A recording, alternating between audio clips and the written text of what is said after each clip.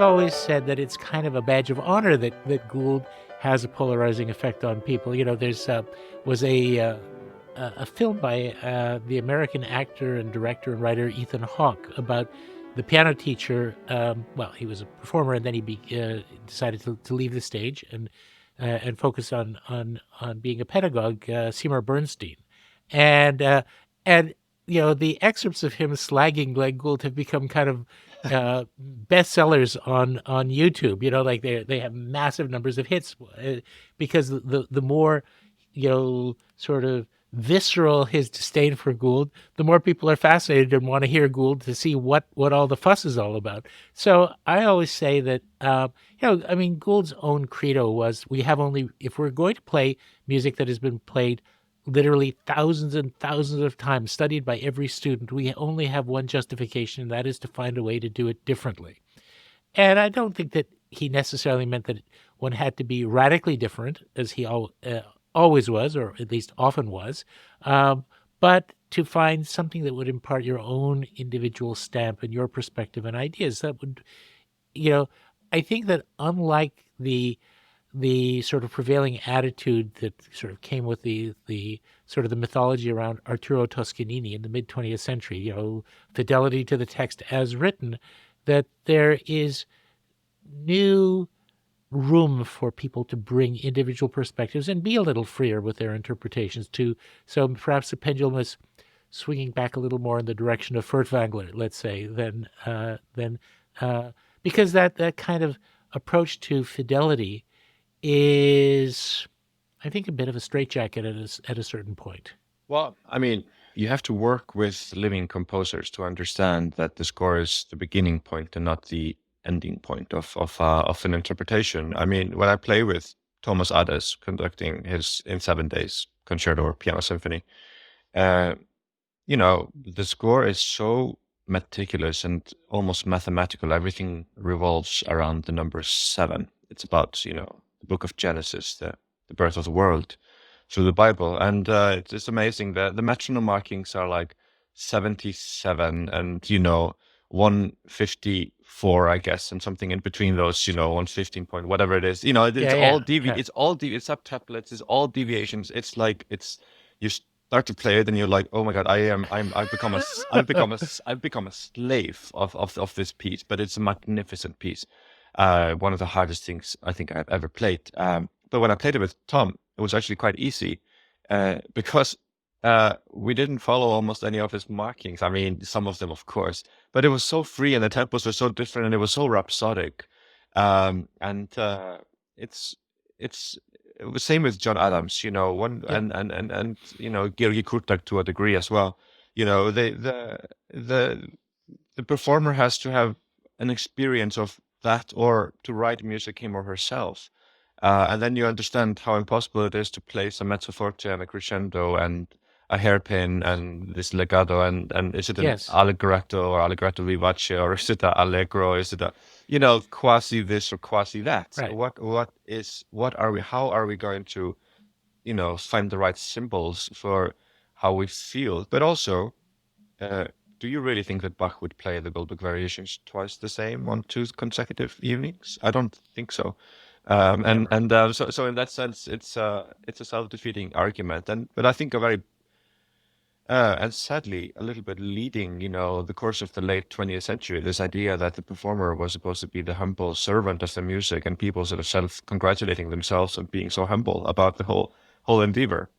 How the rise of the Urtext edition and well, I mean, of course, I love the Urtext, and there's nothing more beautiful than the Urtext of something like Beethoven sonatas. But you can also, once you start overthinking and calculating, all those symbols, something very fundamental in the musical expression is very easily lost. And I think, the way the 20th century sort of championed those people and slightly resented people who were more like Gould or Furtwängler, more this kind of, in that way. I think there was a difficult period for the very creative interpreters. And I think at this point in 2024, we are having a much more open-minded and interesting, actually, overall classical music environment to be a creative interpreter in. I completely agree. And you know, you had mentioned before your first Deutsche Grammophon album with Philip Glass. You know, Philip, who I love, I love, I adore, I love his music.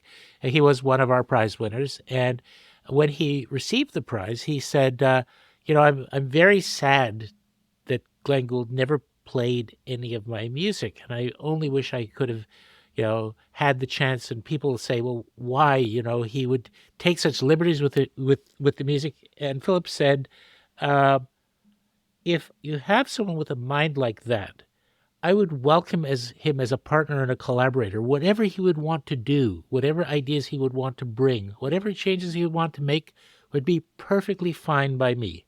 Mm, I thought that was amazing. an extremely gracious and even humble thing for him to say. But he is such a sweet and gentle spirit, in so many ways, and I think it's, you know, his life as a Buddhist, and his, you know, his, I sense of reverence and awe at the spiritual traditions of many different cultures that gives him that perspective, perhaps that openness.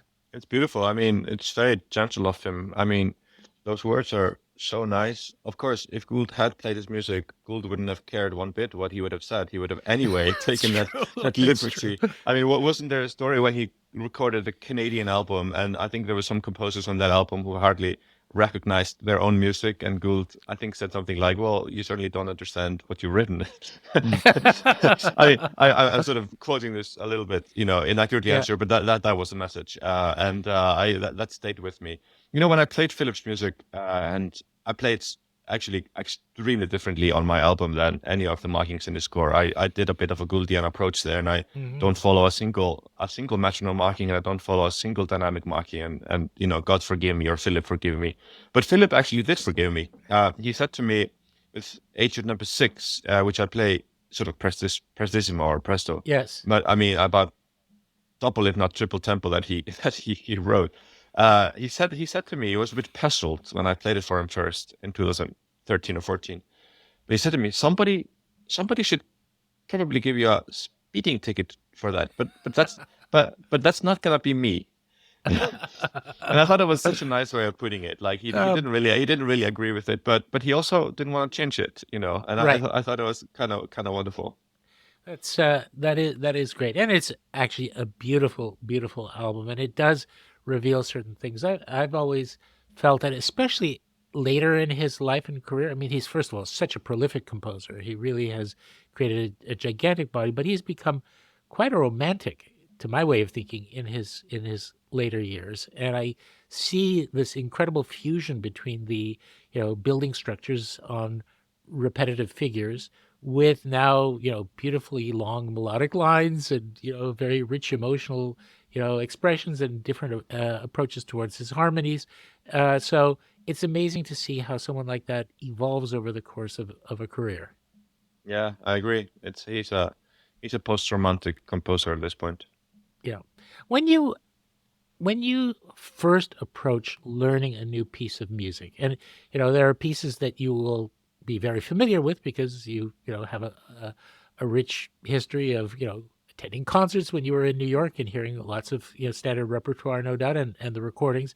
But when, for example, you approach, you know, the music like the Mozart contemporaries that you wouldn't have known, you know, how do you approach something that is completely unfamiliar? You know, I have this sort of image of you taking the score and putting it to your forehead and saying, "Okay, Chimarosa, what are you trying to tell me?" You know, but no. How do you begin to formulate a concept? Because if I can, um, in my life as an A&R guy, I loved to find undiscovered gems, and, you know, composers who often had been seriously overlooked. We did a lot of work with them, and particularly with chamber performances. I would bring a score to an ensemble, and they would play it and say, "Well, no wonder no one knows who this guy is," and throw it to one side. I say, "Do me a favor, just play it through one more time." And the second time, of course, they would begin to get a feeling of how the parts went together and the shape. And they said, "Well, that's interesting. That's interesting." And then I'd say, "Just indulge me one more time." And by the time they played it a third time, they would love it and want to record it. Not Mm. always, of course. Sometimes I didn't always pick winners, but it was interesting that something that is so different and unfamiliar, particularly if it's from someone who we don't think of as one of the greats, it becomes too easy to dismiss them out of hand. How did you approach finding those works, those gems? Well, yes. I mean, the Mozart and Contemporaries program was a bit the same process as when I did my Debussy Rameau album. It included a lot of research. I actually, my idea was to give a snapshot of the 1780s in one album with Mozart very much. That's the great decade of Mozart, but I wanted to show what was happening around him and hopefully discover something new for myself. Debussy Rameau, I actually played through the entire works of both composers and listened to so many of the operas that I could find of Rameau. Um, but with most of the contemporaries, the Cimarosa that you specifically mentioned, and is also a little bit of a favorite of mine because nobody knew of him or knew this works. Um, I played through all the Cimarosa sonatas that I could find basically online and in the library, and the same I played through all the Haydn sonatas that I knew a little bit better, of course. I played through everything I could find with Carl Philipp Emanuel Bach, coming from that decade. So I just played through these stacks of music. And then Cimarosa in particular was very interesting because he was one of the leading opera composers of this time, the Hmm. late 18th century, and he was a big celebrity, actually, very, very famous in Italy, and he was known for his melodic gifts. But when you listen to the music, you know, it's not complete in the sense of course, not Mozart or Haydn or something like that. It doesn't have the kind of dimension and the spatiality and the kind of complexity of greater music. But I played these 80 sonatas, whatever it was, and there were two of them that sort of stayed with me, the one in A minor and the one in D minor in particular.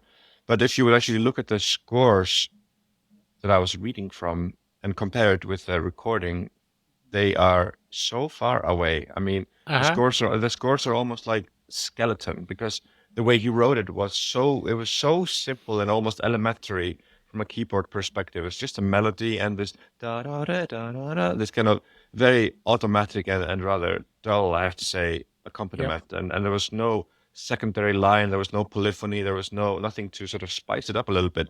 But the D minor Cimarosa Sonata on this album, I mean, the melody is gorgeous. But I It's started to play it. exquisite. I started to play it, and I thought, that's nice, but I'm not going to record any Cimarosa for this album because it's not good enough. And then these melodies just stayed with me. And at the same time, I was actually working on the Moonlight Sonata, just by coincidence. So I was working on Quasi on a Fantasia C sharp minor Beethoven, and I started to think, what if I spent the same amount of time on my sound world for this Cimarosa Sonata as I'm actually spending on the opening movement of the Moonlight Sonata? What if I actually gave it this much love? Because I spent a lot of time on the Moonlight Sonata, Yeah. for obvious reasons, and then I started to completely change my approach to the Cimarosa, and I added registers, and I added basses, and I think I added voices, and I harmonized the whole thing. And I did all these things and did some crazy pedaling, uh, and all of us, and I took the tempo down, probably 40% from my sight reading tempo, so it became a Moonlight Cimarosa almost. But I found that the material was convincing enough, just the skeleton of it, the melody with its lament, that this actually became something so interesting. And in the context of Mozart, it seemed the perfect, and it ends actually on the dominant of A major. So it seemed the Yes. perfect sort of prelude leading into the Mozart D minor fantasy, which itself is inconclusive. So all of this sort of acted together, but it was a huge process, and it took me weeks to formulate this. Like the same as Hmm. Debussy Rameau. I mean, the easiest part is to actually like learn the repertoire finally and record it almost, because before that I spent 6 months just sort of sweating Researching. over Yeah. over over getting playlist. What do you want to Yeah, call yeah, it? yeah. Getting this right. It's like someone who has just sort of gone off the rails and spends all his time on a playlist. Yeah, That's the modern album. That's the modern A&R. You're just kind of like taking one playlist that you can just throw into an album. But actually, what happens if you spend 6 months on it? Well, what kind of a playlist is it going to become? That's what those albums, and my albums tend to be. They're a right. playlist that I spent maybe a little bit too much time on trying to perfect. Well, at the risk of subjecting you to similar misery, I hope that you'll actually, at some point in the future, do a Beethoven and his contemporaries disc, because actually I think there's a lot more interesting material to choose from. I mean, bear in mind, for example, that the year that Beethoven died, Franz Liszt was 16 years old. He was one of the contributors to Diabelli's variation project. It's a very interesting variation. So when you look at the musical landscape from the time Beethoven was born to the time of his death, there is a lot of very interesting music, Hummel and Dussek and many many others, some of whom are completely unknown, and And and Schubert. and Schubert, of course, of course. But That's of true. course, he deserves his own album. If the idea is to find some people who've been overlooked, uh, then anyway, uh, I'm not your A&R man, so I I like withdraw that suggestion. I might just do this. You'll get some royalties from that album for the Don't get some idea. royalties, but if you want some ideas, I have a few special pieces. Anyway, the I'd like to talk about the piano as an instrument. This is a kind of a reflection of my own about the first of all, I've known many pianists, and some of them are very, very casual about they play beautifully on sort of not great instruments and on great instruments. And there are others who are very, very anxious and very particular. Gould, of course, was notoriously particular about what he was looking for in an instrument. Some of whom have really seriously nervous reactions about their instruments. There was one artist I made a record with, and she, had to have her piano from New York brought to upstate New York where we made our records, because it was the only instrument in the world that was good enough for her. And she had picked it and picked it and picked it. And when she got it onto this particular stage with a very different acoustic than her apartment on the Upper West Side of Manhattan, she didn't like it. I always thought, the piano is the only thing in the world that you can spend $250,000 on and then hate it. you know. But I've always felt that one of the reasons for that is that the piano is not like a violin. The violin, the player is physically in contact with the source of the sound. It is literally responding under his or her fingertips. The piano, you have this mediation of a rather complex mechanism that stands between you and the strings. And it's kind of like, when drivers talk about getting curb feelers, where it feels like, the vehicle is an extension of their body and their nervous system so that it responds. You're literally trying to make that mechanism into an extension of your fingertips. You're trying to make the fact that it is not something that you feel with, that you have nerve endings on, the escapement and the jacks and all that, the stuff that goes into, the incredibly complex mechanism of a grand piano. Basically, you create the illusion for yourself that they disappear and you really are, the end of your fingertips is actually the hammer, you know? And that is very, very hard to accomplish and very delicate to maintain that illusion. And if things just aren't right, it disappears. And suddenly you are faced with a machine between you and the sound. Am I totally out to lunch with and what about your own view of the instruments you play? Yeah, I think you're more or less right. I relate very much. I think the first time in my life that I worked with a truly world-class, fantastic piano technician was a life-changing experience for me. It was with Michel Branches, who is now working on all my albums from the Concertgebouw in Netherlands.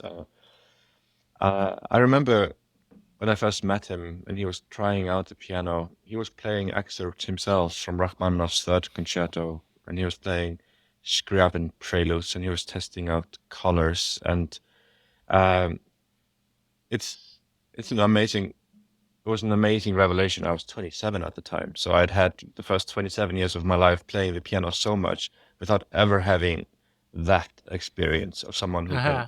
fine tune those 12,000 parts of an instrument. I mean, I think that there is almost no such thing as a really bad Steinway D instrument, but there's a lot of very bad technicians, you know. And of course, Uh-huh. there are varying degrees of piano. Some of them are magical just by nature, and some of them are less so. But that's the same with pianists. You know, if you have a great pianist playing on a average instrument, like you say, that you know the results will always be beautiful. And then when you have a pretty mediocre pianist playing on the greatest piano with the best technician, the result is also going to be pretty mediocre, you know. But Yes. it's amazing how what you can do with a great piano. You can, like, let's say you have a great piano in a dry acoustic. You can, Yes. if you're good enough, you know, with your imagination and sort of you have enough dimensions in your playing, you can really create the acoustic almost. You can help the acoustic. And it's the same when you play in a very wet acoustic. A great pianist will know how to adjust the pedal and the tempi accordingly. So I mean, people talk sometimes about the piano as if it is sort of a cold machine, and that you sort of Uh-huh. like press it and it's very percussive. But the thing is that when I play the piano, my whole technique and everything about it is sort of working against it. So it feels a very warm affair with the keys, you know. Yes. And so if you are very much if you hit the keys from above, of course it is very cold, and that's the sound that you get. But once you know, you realize that you can get maximum sound from the piano from touching it or before you press the keys and using your whole body in the process, you know. That's another life-changing experience. But you know, I've played the piano since sort of before I began to speak, you know. Hmm. So to me, it never feels cold. It always feels like an extension of myself. But I can imagine if you come to the piano later in life, that might be more difficult to sort of, you know, to find that connection, perhaps. Right. Yeah, absolutely. And I have to say what you said about piano technicians really strikes a chord with me because, I have to say that for the most part, we had a very, very smooth and harmonious relationship between the couple of technicians that we worked with on my record label and the pianist. But there were a few who were very, I would say, anxious, high strung, and they actually began to take it out on the technician, the one person in particular. And really, like, Oof. there was one actually quite highly regarded pianist whose name I will not mention, who actually had studied to be a technician and knew enough to be a bad technician, but not a good one. And on one occasion, he was not getting what he wanted. He actually was having problems, the beginnings of a focal dystonia, and that's what he was reacting to, is his fear and anxiety. I didn't know it at the time, but anyway, at one point he actually, first he said, sound is too hard. Get the needles. To start needling the felt. And the technician, like, I don't really like to do that. We have to be very careful about that. At one point, this pianist said, "Get out of my way. I'm going to do it." And Oh, literally, so I literally, I'm ashamed to say, I went down on the stage and I said, with greatest respect, great piano technicians are about as rare as great pianists. Please treat this one with respect. mm. And he did. Because it's really amazing what a technician can do with an instrument, and how, the relationship, if you ever have a chance to read the book Romance on Three Legs, which is about Gould's search I for the have, perfect piano. I have read it. It's a great book. I had the pleasure, the privilege of meeting the late Vern Edquist, and it literally was like he was inside Gould's head. He didn't need to be told what Gould wanted; he could hear it and be out on the floor of the hall where the recording was being made, making the adjustments before Gould even had to ask for them. So it is kind of an art in itself. I mean, they are underrated, the piano technicians, and sometimes I think also for the big concerts when you have a great technician, their name should be on the program. To be very honest with you, and Yes. they never are. But it's a thing, you know, with Gould and his particular setup of the piano, which is wonderful and very unique. It's maximum velocity to the utmost, Yes. resulting in the famous Doppelschlag when you done, this Yes, on when the the hammer hit, inventions. the hammer goes so fast that it bounces back up and re-hits the string. Yes. It's in a way it's that's it's so interesting that didn't bother him, but it didn't, because No. he wanted that immediacy of the fingertip, to respond to his, the smallest, sort of neurological, signals that he sent. And I can relate, because what Gould does on those recordings is that he brings the microphones closer in on the piano than anyone had ever done, and to this day, I think almost. Well, until you recorded your upright piano. That's true. That's true. But that's true. That's true. But touche. Okay. But you know what I mean. There's a feeling when you listen to Gould that he's whispering something, and you are sitting on the piano bench with him. You are Yes. absolutely next to him at the piano. That creates this sort of intensity that you described here earlier, and almost a domestic feeling of music making, as if you are sort of at home with him. Right. And that is something that you really need to have, a great piano technician to be able to have the keys respond like that. It's no easy task to accomplish, and I think that is, what I like so much about Gould, and what I try to do in my own recordings is that I try to bring the microphones sort of uncomfortably close also on my grand piano recordings. So they are considerably more close mic'd than almost any other recordings that I know of or hear today, because but what you get, even if it's can be painful in the studio, because every little micro decibel, is matters on every single voice in the polyphony. But what you get when you get it right is you get this kind of three-dimensionality of the music sort of coming and going, and this kind of feeling of someone speaking to you like that. Right. Whereas I think the majority of piano recordings are placed a little bit too far away today, when microphones just take it, a few inches too far back, or centimeters, and you get, of course, a completely different result, where you feel the sound hits you and doesn't invite you in, and Yes. that is also something that became, a little bit in some of the Deutsche Grammophon recordings of the 80s, and the 90s, a sound that was just kind of like really bright, very brilliant, but Yep. never invited you to take part, never I invited you to sort of meet it, I completely agree. I call it carrionitis. Yeah. That's perhaps mean of me. But the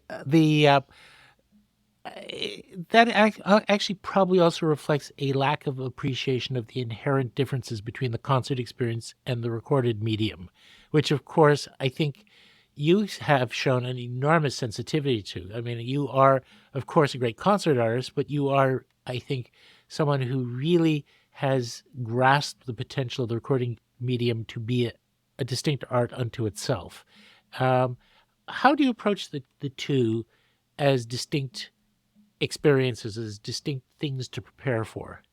It's interesting. I think the studio actually helped me become a much better concert performer, because the studio, you have the palette has to be so fine-tuned, and the dynamics are so often extreme to get your right results. The softness in the studio, and the kind of clarity of the counterpoint that you then bring onto the stage with you. And sure, you might play everything, slightly louder than you would play for the microphone, but it still teaches you to adapt your dynamics, and sort of to find the proportions in your sound. For instance, in the studio, I think I learned that how easily the lower pitches, the lower frequencies cancel out the violas and the second violins and the clarinets and everything else in the Yes. texture, so in a sense, you also think you're a little bit from a physics perspective. Your dynamics have to, come from the lower register, and sort of be built up from there. If you Yes. want to have sustain and singing, that's just one basic here. But that's something that no one taught me, and the studio taught me. And I lament the fact that we don't have lessons, or at least I never had a lesson in the recording studio with a piano teacher during my studies. How is it possible to go through these wonderful universities, and with all the tuition and everything, and you're never taught to become friends with the microphone? Yeah. It's a huge lack, a huge area of that needs to be addressed. Again, we would sometimes work with with young artists, fairly fresh out of conservatory who we saw something special in, and we would actually take an extra day to help educate them a little bit about the medium and how to work in a recorded environment in a way that would be different from the preparation they had. And it was really like a jaw-dropping revelation to them. You mean I can do that? You mean Yeah. I shouldn't do that because it will sound not the way I intend it to? And the thing that we would always do is basically make them come up and listen to playbacks, listen to the way we were creating the sound. My partner was our engineer, and he was kind of a genius at that. And if it wasn't sort of the sound that they ideally had inside their head, we'd say, all right, back on the stage, we need to keep working. Yeah, it's very beautiful. I mean, to hear this, and I wish we had more A&R people like you and people, teaching young, students in the studio. I think that basically, if people knew the kind of dynamics that you use when you're playing to the microphone that's just a few centimeters away from you, it's like you're telling someone the most confidential thing in the world. You can't play like you're on the stage of Carnegie Hall. And I think the magic of the studio is in the piano and the pianissimo and the pianissimo and even lower in the dynamics, and how much differentiation can you have inside those softer dynamics, because the louder the decibels, the less specificity you get in the sound, and the less inviting the recording becomes. Yeah. And that's a great sort of paradox of it, that you have to that you have to play sometimes so softly, and sometimes the best results are achieved on a relatively bright piano with the most fragile and sensitive playing. Because if Yes. you want to help yourself too much with a sort of beautiful dark and soft piano that sort of does much of the voicing work for you, the result can be very pleasing for 10 minutes, but then you might get tired of the record and it might start to sound a bit monotone. Yeah, exactly. Although I have to say, I think you need a really full, rich, bassy piano to play Brahms. Yes, I agree. Yeah. You've been very generous with your time, and I know that you have a plane to catch, but I did have three more questions that I wanted to ask if you can manage it. One is about the idea of the album, because you have shown an enormous amount of creativity and adventurousness in the programming, as we've talked a little bit so far. At the same time, you have had an enormous amount of success with streaming, and streaming kind of is the antithesis, or it can be, of the album experience, because people can choose individual tracks and often do, construct their own playlists, listen to things in isolation. Whereas, the idea of the album as a journey, something that, really evolved during the golden age of pop and rock music, right? That, the idea of choosing a song and pulling it out and taking it in isolation was really alien to the concept. Do you see a kind of a tension? Obviously we have to be grateful that, we're bringing new listeners in and getting a lot of audience, but do you ever feel a sense of loss that people may not be quite getting the point that you're trying to work towards? Yes, you can easily feel a little bit sad when you realize that, the lowest streaming number track is usually the last one on your album. It's really hard to keep people, for any artist, listening to your song, because people don't treat the streaming platforms like record stores. You don't treat it like, they treat it like, they're made for playlists where you create your Yes. own playlist, and you have an immediate reaction to something, and then that enters your little playlist and becomes a part of your world. And then the algorithm will then, make a recommendation based on that taste, and then you will have something else, so yes, I'm always in competition, a losing competition, I have to say, with the playlists and with the Yes. editorial playlists and with the way people actually, consume the music today. Having said that, um, there is still a remarkable amount of people who are listening through to the records still. So they're basically choosing to go with me and to trust me with this, even if they might have less of a reaction to one song on the album than the next. But it's a little bit like reading a book or seeing a movie and expecting every scene of the thing to have the same immediate, instant gratification to your senses. No great movie or book is ever gonna do that to you. You can't expect every single vegetable on your dish to do the same thing as the first bite of the steak, you know. And in the end, it creates something that is, a sense of completeness and a sense of context that I think people are starting to appreciate more and more now that the streaming services are no longer just 5-year-old. I mean, when Right. was Spotify and Apple Music? When did they start? This is about 10 or 15 years ago, 15 years ago, probably. Yeah. Maybe even more. But we are still in the very early stages of this, and I think we are still sort of, as consumers and as listeners and music lovers, we're still learning to live with it and find our own ways with it. And I think people are becoming, more interested in alternative approaches than just having the algorithm governed based on instant gratification. But you're Absolutely. right. But and sometimes I do tracks or I do things on the albums that I have a feeling will become sort of super streamers, and then they don't. And then there Right. are other tracks that I would never have thought, and then all of a sudden they have 50 million streams or something. It's a strangest thing sometimes. Yeah. Yeah. It is. But again, considering that, one of your first three records, when you actually had your own record label, was Winterreise, the idea of, pulling, individual pieces out when they really belong as part of a cycle, as part of a larger whole. That must be something that you have a very strong affinity for. Yes, I am old school in that sense. Absolutely. For me, it's impossible to listen to, Die Krähe, the crow from Winterreise, if it's not sitting exactly where it sits, or to listen to Liarman. I mean, Yes. how ridiculous! What a ridiculous idea, actually. Yeah. So Yeah, there we exactly. are. Yep. So, your French record, the Debussy Rameau, that is really an interesting concept, and particularly Rameau. I've heard you speak in such passionate terms about Rameau as a composer, and that leads me to reflect, considering that, particularly in the world of the keyboard, there's been so much emphasis on Bach and on the German school. Uh, what is it about French Baroque music? It really kind of occupies a space unto itself, and I think not only about your Rameau, but I had the privilege of doing a program with Jordi Savall. So we talked about Tous les matins du monde, and Ah, and Morin Marais and the wow, Monsieur de Saint fantastic. Colombe. But then I thought about Richard Strauss and Le Bourgeois Gentilhomme and his embrace of Lully, who was probably that point in history completely unknown by most people.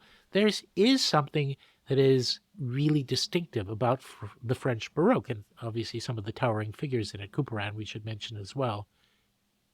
Well, they're free spirits, and I think it's, sometimes the Germanic approach to Baroque and music in general is quite systematic and structural, and I think the French approach can be so wonderfully unsystematic and sort of rhapsodic and spontaneous. And I think, when I did that Debussy Rameau album, I mean, I had played a lot of Debussy in my life, but not so much Rameau. And I decided to look into Rameau. I had played Le Rappel des Oiseaux, the Recall of the Birds, and it's one of the masterpieces of the Baroque era. And I thought, how ignorant of me to have played this piece as an encore now for a few years, and somehow I haven't given myself time to look at what else this incredible composer has really written for the keyboard, apart from some of the greatest hits.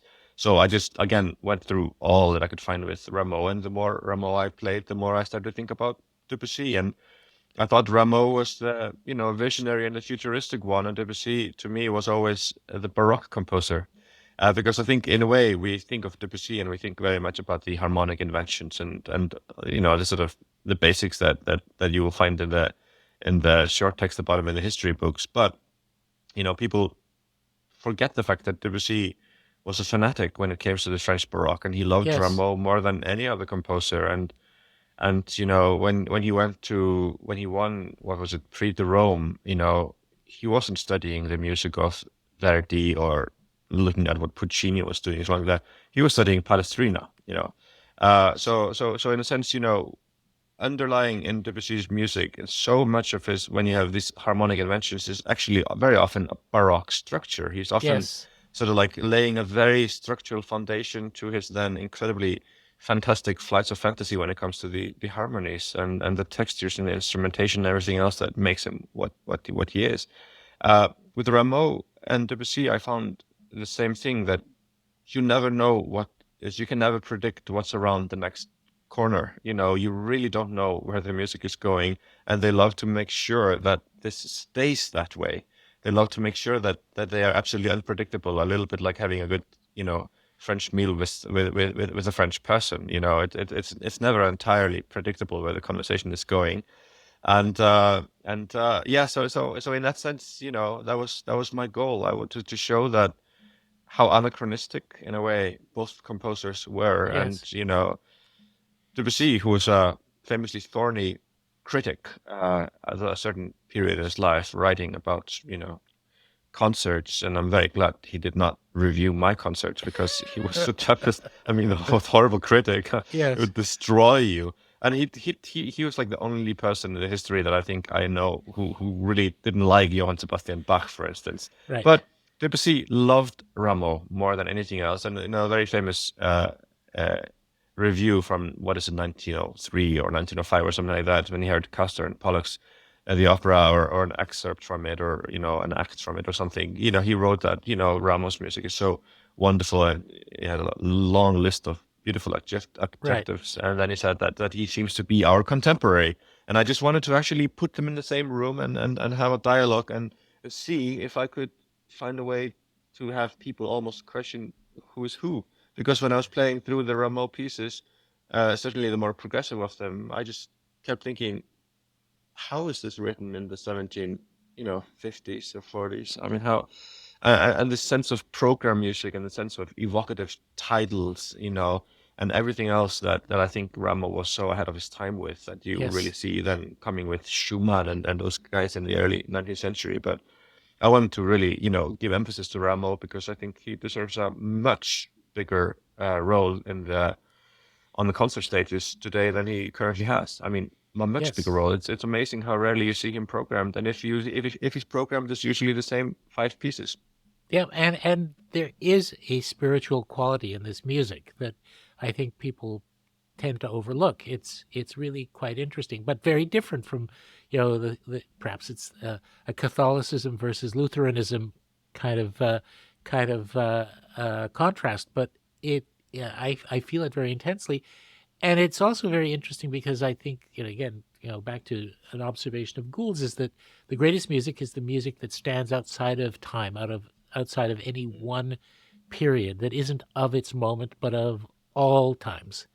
And Amen. yeah, That's yeah, very yeah, good. Yeah, but I think with Debussy as well, and Rameau, the other thing that also brings them together is that they wrote their own rules. I mean, they created their own rule books, and literally did. I mean, the Rameau comes from the provinces, and he writes, sort of a big lexicon on music theory, and what music is, and how harmony works, and everything. And Debussy basically does the same. And so right. they sort of like, they don't, they do exactly that which Gould describes there. They don't just go into the norm. They always make sure they stay outside of it, and think, from an outsider's perspective. Right. Okay, two more questions. And this is going to be a big one. I think we're living through a golden age of classical music, and actually it's been an extended golden age, from perhaps about the beginning of the 20th century, but we're still in the midst of it. Um, and it really raises the question, what is classical music? Because in the 19th century, you could feel a direct kinship between all of the composers. Even as the music became larger and freer and so on, they were still, part of a whole. But if you don't mind my reading this list, which I just picked at random, think about the incredible diversity in this collection. Igor Stravinsky, Charles Ives, Arnold Schoenberg, Luciano Berio, Henry Cowell, Pierre Boulez, Toru Takamitsu, Edgar Varese, Jan Sibelius, Vaughan Williams, uh, Harry Parch, Philip Glass, Alan Hovhaness, Aaron Copland, Dmitri Shostakovich, Jennifer Higdon, Paul Hindemith, Giacomo Puccini, yes, he's a 20th century composer, Karl-Heinz Stockhausen, Alexander Scriabin, Florence Price, Carl Nielsen, Arvo Pärt, Terence Blanchard, Howard Hanson, George Gershwin, Sergei Prokofiev, Kaikosuru Sorabji, Samuel Barber, Sarajevo, Ravel, Janacek, Mio, Bartok, Rachmaninoff, Britten, Otis, Carlos Chavez, John Corigliano, and so on and so on. In other words, it is so, and the entire world of film music, which in many ways is an offshoot, the orchestral part of classical music. So, what is classical music today? Well, just take the word classical out and you have the answer. Yeah, You have music. It's music. I think Alex Ross wrote something that, he would be happy to throw away the idea of classical because and it's a completely useless term, and I hate it too, because I don't feel very classical when I play music. I feel very right. contemporary, or I just feel very much, myself. So yeah, it's simply music, and I think that's the only answer you can give Right. at this point. I'm not sure when it happened that classical ceased to be classical and just became music, but it has happened, and that is why we are having a golden age, and that's why never before in history have so many people listened to classical music as they did in the year 2023. Uh, Yes. that's according to the streaming services. And you see it in the pandemic that, once concerts were, sort of abandoned and shut down, the beautiful thing was that people at home sort of actively started to tune more into classical music. So the streams went up, very drastically, for classical music in the pandemic. And that was a very active decision from the people. And in that sense, even if the promoters are still to a degree suffering sort of post-pandemic, we cannot forget that, it was an incredibly positive development for the music to prove itself in that sense, that people actively wanted it to be a part of their lives. Amen to that. Okay, final question. Looking over the arc of your career to date, but into the future, what are the other mountains that you'd like to scale? Are there things that when you're 85 or 90, when you're Jerome Lowenthal's age, that you want to look back and say, I'm especially proud that I did this, especially sort of big goals. What are the big goals that you see ahead of you? Oh, I have a few. It's a little bit dangerous to share your goals and your sort of I won't what you tell. want I won't want. tell. Very good, very good. I mean, in my life currently, I have so many things that are just around the corner. Performances with the Berlin Philharmonic or a tour with Cleveland Orchestra of Europe, for instance. Both Brahms concertos, my next record, which I'm certainly not going to tell you because I love the idea of it being a surprise for every record, but something that ties very beautifully into the Goldberg Variations, in my opinion. I actually have a record plan now for the next 10 years in my life, Oh, and I can tell you at this point there will be a lot of Bach coming your way, but not the next record. But there's going to be a lot of Bach coming your way. But I mean, for me, the goals and ambitions, you can sort of split it in two parts. You can have the working with the dead composers and the working with the living composers. yes. And I am very proud and happy that John Adams, for instance, is writing me a new piano concerto, and that I'll be playing then all of his piano concertos with him throughout the world in the next few years. That's something that, for me, on a personal level, is it's hard to put into words, but it's something that I'm very grateful for. And I'm grateful for knowing people like Yuri Kurtak and having a relationship with him, planning a program for his 100th birthday, believe it or not, in 2026. I That's mean, great. is the greatest musician alive. And then you have, Thomas Addison, and these are just a few, but there are so many other great composers that I get to work with. And that is something that I always need to have, because working with the great composers of today makes the dead composers slightly more cooperative, I have to say. When you come from a week with John Adams somewhere, and then you open the late Beethoven sonatas, perhaps Beethoven becomes slightly more alive and the music becomes more fluent and flexible in a good sense. Yes. So I hope at some point I will have time to write a little bit more music myself. That used to be a big part of my life when I was younger, considerably younger. And it's a part of how I approach the music of others always. At least I try to understand it from a composer's perspective. And yeah, I mean, those are the sort of the musical goals. But if I, the one constant factor that will be with me is Johann Sebastian. Well, that is a great set of goals, and I know that um, our listeners share my enthusiasm and sense of suspense about every future project, because I think we've learned to expect the unexpected, and a special and unique experience with everything that you lay your hands on. Uh, Looking forward to hearing your own music. That will be a new experience for us. And I just want to thank you for sharing your ideas and your music and your time with us today. It's been a pleasure. Thank you so much for the wonderful conversation and for having me on that beautiful show. Oh, thank you. The Glenn Gould Foundation is a registered Canadian charity, and we rely on the support of arts lovers like you to keep bringing inspiring stories to life. Please consider giving by visiting our website, glenngould.ca, and follow us across social media at the Glenn Gould Foundation. Thank you so much for joining us for this episode of The Gould Standard.